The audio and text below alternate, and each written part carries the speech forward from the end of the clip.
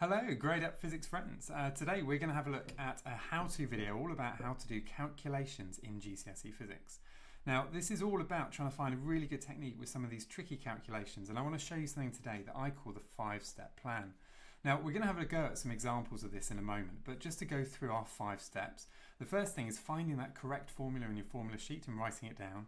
We're then going to have a go at dealing with the data. Now, this is all about dealing with those prefixes, if you've got things that aren't in SI units, and actually just extracting that data from the question. We're then going to look at substituting into that formula in that form that we know it. We're then going to rearrange and solve, and then finally add some units to the end. So let's have a look at an example. So here's a pretty standard example of a sort of calculation we might face in the forces topic. We're looking here at using our very famous formula F equals ma, one that all students seem to know off by heart. So we're going to have a look here. This is resultant force is equal to mass times acceleration. So that's step 1, write down the formula in the form that we know it.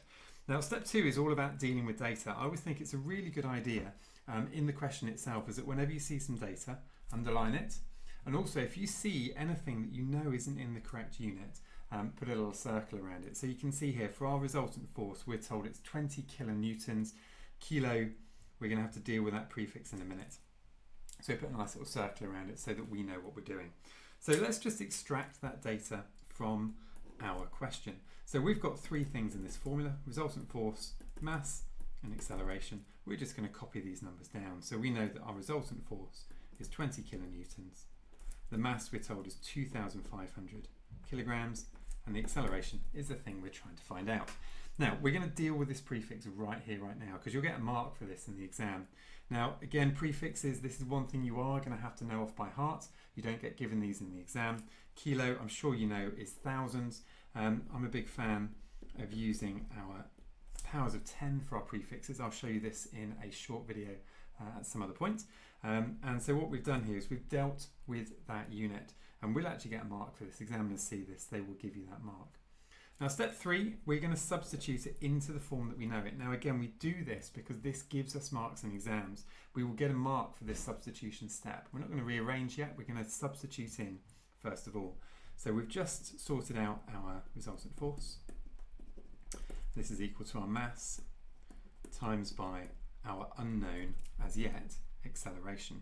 So we'll get a mark for this in the exam. Now what some students do is they rearrange first, put the numbers in after, but if you make a mistake, if you don't get that final answer correct, you won't get this method mark. So this is a really, really important step. Okay, moving on to step 4. This is our rearrange and solve. Now rearranging is a tricky technique. I'll show you some more on rearrangement in another how-to video at another point. But there are loads of different ways you can do this. You can do this with formula triangles. You can do it with algebra, whatever you like, as long as you're confident. Use whatever technique you feel happy with. Now in this particular case, we're trying to make A the subject, so I'm going to use algebra here. I'm going to divide both sides by 2,500, and so what we're going to end up with is we're going to end up with this. And then that's going to allow us to solve our acceleration. So let's just have a look at what this is. So it's 20 times 10 to the power 3 divided by 2,500. And this gives us a lovely, nice round number of 8.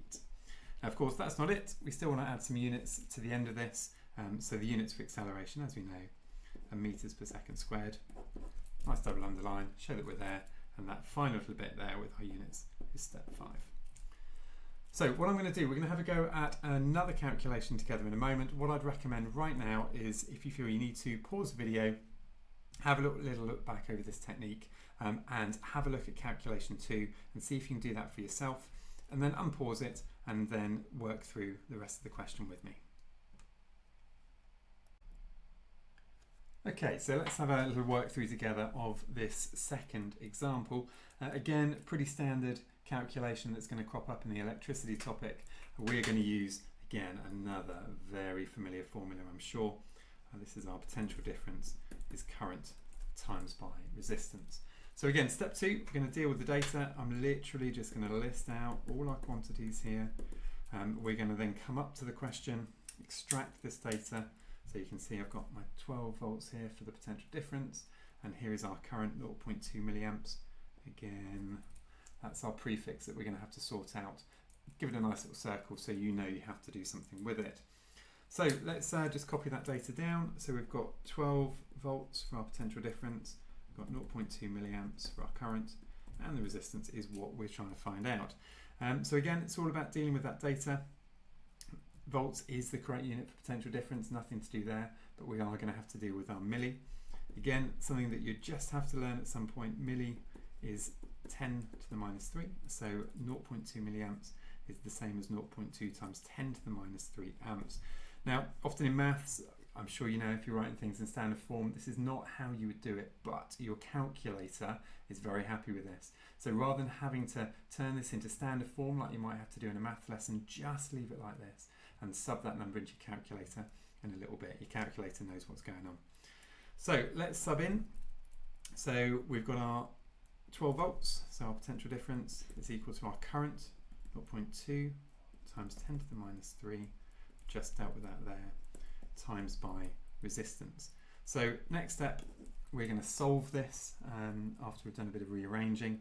So again, rearrangement technique. In this particular case, we're trying to find R, that's our subject. I'm going to divide both sides by 0.2 times 10 to the minus 3. So it's going to look a little bit like this.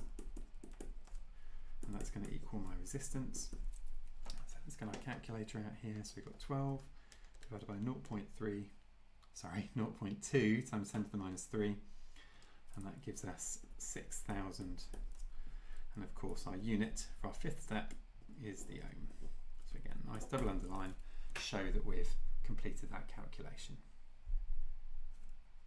So there you have it. That is the 5-step plan.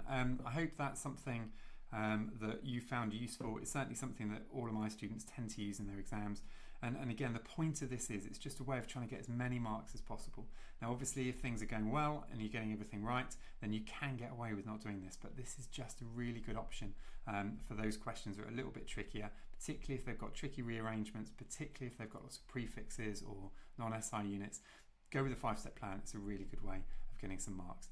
Anyway, I hope this was helpful. As always, if you've got any questions, if there's anything you want me to help you with your homework, put it in the comments below, and I'll see you all soon. Bye-bye.